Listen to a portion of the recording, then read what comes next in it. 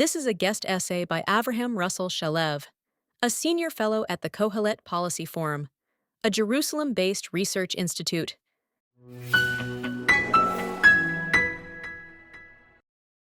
According to reports, the Palestinian Authority plans to build a mosque on the site of Solomon's Pools, an ancient archaeological complex located 4 kilometers, approximately 2.5 miles, south of Bethlehem. The proposed construction cannot be understood as an ordinary development dispute. Solomon's Pools are part of the ancient landscape of Jewish Jerusalem. They are mentioned in Antiquities of the Jews by Josephus Flavius, the Roman Jewish historian who wrote that King Solomon visited the site. Archaeologists generally believe that the pools were constructed during the Hasmonean period, between 140 and 37 BCE, or the Herodian period, between 37 BCE and 70 CE, when the growing number of pilgrims traveling to the temple in Jerusalem required greater access to water. The site therefore represents more than an isolated archaeological curiosity. It is part of the physical infrastructure that supported Jewish religious life in ancient Jerusalem.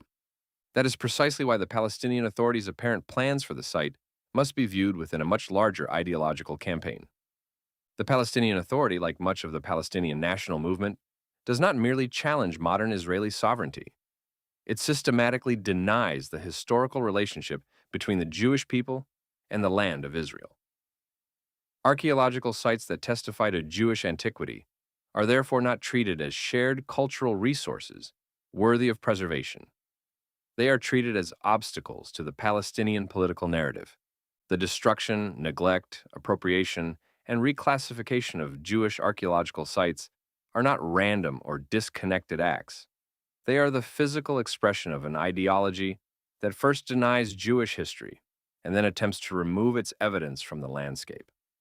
This denial is embedded in the foundational documents of the Palestinian national movement.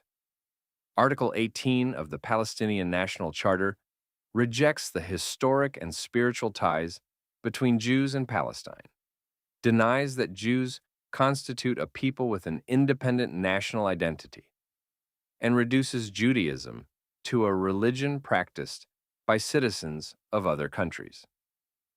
The argument is unmistakable. Jews are not a nation. Jewish history in the land is fabricated, and Jewish sovereignty is therefore inherently illegitimate. Palestinian leaders have repeated variations of this claim for decades. Mahmoud al-Habash, the Palestinian Authority chairman's advisor on religious affairs and Islamic relations, has described Jewish history in the land as a collection of lies and inventions designed to justify occupation and theft. In his telling, Israel did not merely seize geography, it fabricated an entire historical narrative to complete its takeover of Palestinian territory. Al-Habash has similarly denied that the Jewish people ever maintained a temple, political presence, or sovereignty on the Temple Mount. His broader message is that Israelis have no historical connection to the land and that, if anyone must leave, it should be the Jewish population he characterizes as a foreign occupying force. Palestinian Authority Chairman Mahmoud Abbas has promoted the same historical revisionism. He has repeated the false claim that the ancient Jewish temples were located in Yemen rather than Jerusalem. He has also argued that modern Jews are not descendants of the ancient Israelites, but of the Khazars, a medieval people whose ruling class converted to Judaism. This theory is not presented as an obscure historical possibility. It functions as a political weapon. By separating modern Jews from the ancient Jewish people, Palestinian leaders attempt to sever the connection between living Jews and the archaeological evidence beneath their feet. The same message has been institutionalized through official conferences, universities, state media, religious authorities, and senior political offices. At a conference hosted by Abbas at Al-Quds Open University, speakers gathered for the explicit purpose of refuting what they called the Zionist narrative. Palestinian Authority. Prime Minister Mohammed Shtayyeh and other participants repeated the Khazar theory and disputed the existence of any meaningful connection between modern Jews and the land of Israel. Shtayyeh later claimed that Israel had falsified Palestinian history, and that decades of archaeological excavations since 1967 had failed to demonstrate any direct or indirect Jewish connection to the land. Abbas's spokesman, Nabil Abu Rudaina, advanced the same argument on official Palestinian Authority television, maintaining that archaeology had produced no proof of a historical Jewish presence. The repetition matters. These statements are not isolated rhetorical excesses from fringe activists. They form a coherent doctrine articulated by the Palestinian Authority's chairman, prime minister, presidential advisors, spokesmen, religious authorities, educational institutions, and official media. The doctrine begins with historical denial. It insists that there was no temple, no Jewish sovereignty, no continuous Jewish people, and no legitimate connection between modern Jews and ancient Israel. The physical consequences follow naturally. Once Jewish history is dismissed as an invented political narrative, Jewish archaeological sites no longer need to be preserved as evidence of an ancient civilization. They can be neglected, repurposed, built over, renamed, or absorbed into an exclusively Palestinian or Islamic historical narrative. The proposed construction at Solomon's Pools must therefore be understood not merely as construction on an archaeological site, but as the continuation of a campaign to transform the physical record of Jewish history. It is also a direct challenge to the Palestinian Authority's legal obligations. Under the 1995 Israeli-Palestinian Interim Agreement, commonly known as Oslo II, the Palestinian side is required to protect and safeguard archaeological sites, prevent damage to them, and take precautionary measures when carrying out activities that may affect them. The obligation is straightforward. Archaeological sites under Palestinian control are not political props to be reshaped according to ideological preference. They are cultural resources that the Palestinian Authority formally agreed to preserve. An assault on Solomon's Pools would therefore represent more than a violation of the spirit of Oslo. It would constitute a breach of an explicit Palestinian commitment to protect archaeological heritage. The legal implications extend beyond Oslo. International criminal law has increasingly recognized that the deliberate destruction of cultural and religious property can represent something far more serious than ordinary property damage. When sacred sites are targeted because they embody the history, religion, or identity of a particular people, the destruction becomes an attack on the people themselves. At the Nuremberg trials, the International Military Tribunal treated the systematic Nazi destruction of synagogues as an act of persecution and therefore as part of a broader crime against humanity. The significance of the destruction did not lie only in the physical loss of buildings. Synagogues represented Jewish religious life, communal continuity, and collective identity. Their destruction was one component of the attempt to eradicate the Jewish presence from Europe. The International Criminal Tribunal for the former Yugoslavia later developed this principle further. The tribunal recognized that the deliberate destruction of religious institutions can constitute persecution when carried out with discriminatory intent. Cultural heritage, in this understanding, is not merely a collection of buildings and objects. It is the physical embodiment of a people's history, memory, religion, and identity. To destroy that heritage intentionally is to attack the community to which it belongs. In the Kordich case, the tribunal concluded that the destruction of mosques without military justification, including culturally and religiously significant sites in Ahmici, helped demonstrate an intent to destroy the local Bosnian Muslim community. In the Krstić case, attacks on religious property were similarly treated as evidence of a broader intent to eliminate a group. These decisions helped solidify an essential principle of customary international law. The deliberate destruction of cultural and religious heritage may be criminal when it is used as an instrument of persecution. The tribunal also recognized the connection between cultural destruction and genocide. Physical or biological attacks against a group are frequently accompanied by attacks on its religious sites, cultural symbols, homes, archives, and institutions. Cultural destruction does not by itself necessarily constitute physical genocide. It can, however, provide powerful evidence of genocidal intent. A movement seeking to eliminate a people will often attempt to eliminate the visible proof that the people ever existed. It destroys their houses of worship. It removes their inscriptions. It renames their cities. It rewrites their history. It appropriates their sacred places. It replaces the archaeological record with a politically acceptable narrative. The campaign against cultural heritage is therefore not separate from a campaign against human beings.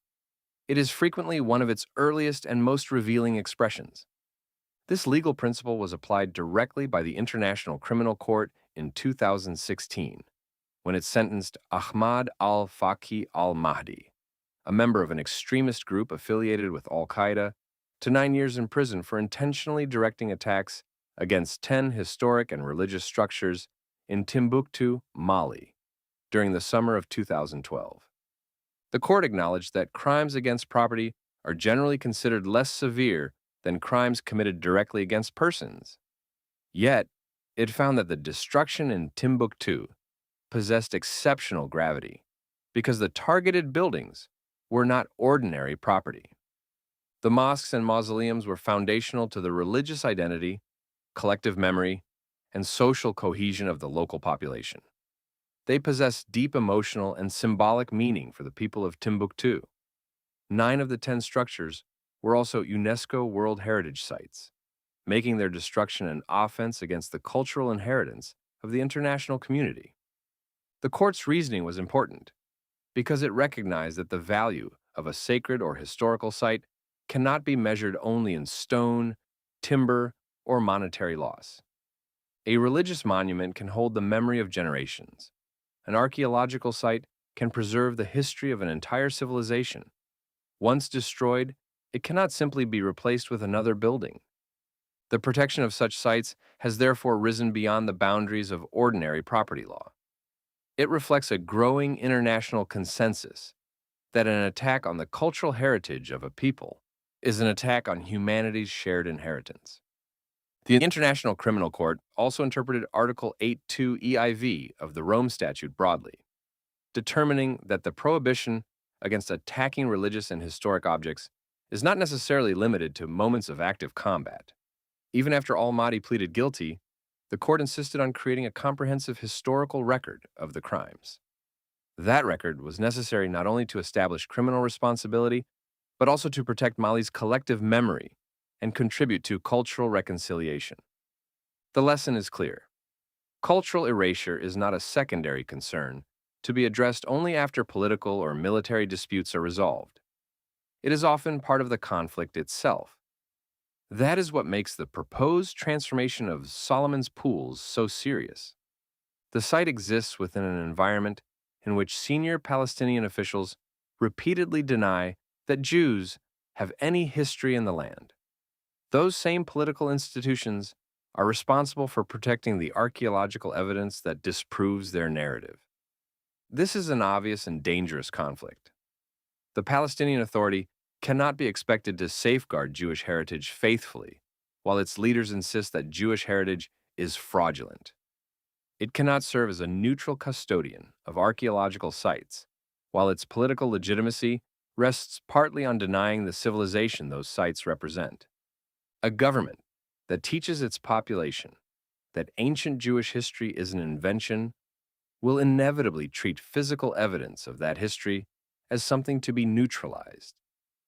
The organized destruction and appropriation of Jewish cultural heritage across the land of Israel must therefore be understood as a deliberate policy of identity erasure rather than a collection of random acts of vandalism.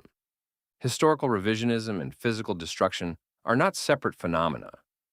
They are 2 stages of the same campaign. First, Jewish history is denied.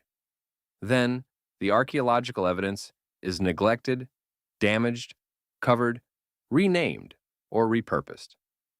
Finally, the altered site is presented as proof that the Jewish connection never existed. Taken together, the Palestinian Authority's official rhetoric and the repeated violations of Jewish heritage sites throughout Judea and Samaria establish a clear pattern of cultural persecution.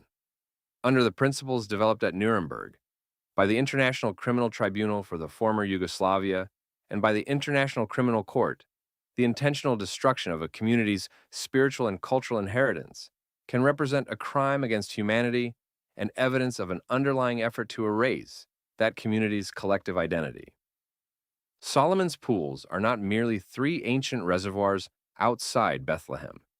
They are part of the physical record of Jewish civilization in the land of Israel.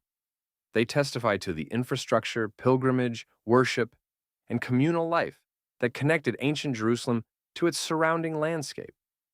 Building over, altering, or appropriating such a site would not simply damage old stones. It would advance a political narrative that depends on stripping the Jewish people of their past. The Palestinian Authority has formally accepted responsibility for protecting archaeological resources under its control. International institutions also claim to defend cultural heritage as part of the inheritance of humanity. Yet both have repeatedly failed to prevent the destruction, neglect, and appropriation of Jewish sites. When the authorities entrusted with protecting cultural heritage instead deny the history that heritage represents, responsibility cannot be left to declarations, resolutions, and unenforced agreements. The legal and ethical mandate to preserve these sites rests increasingly with Israel. Protecting Solomon's pools and similar archaeological sites is not an act of political expansion. It is an act of historical preservation. It is the defense of evidence against an organized campaign of denial. The ancient architectural and archaeological layers of the land of Israel belong not only to the Jewish people, but to the historical record of humanity. Preserving them is therefore not optional. It is an immediate imperative for defending historical truth against those determined to erase it.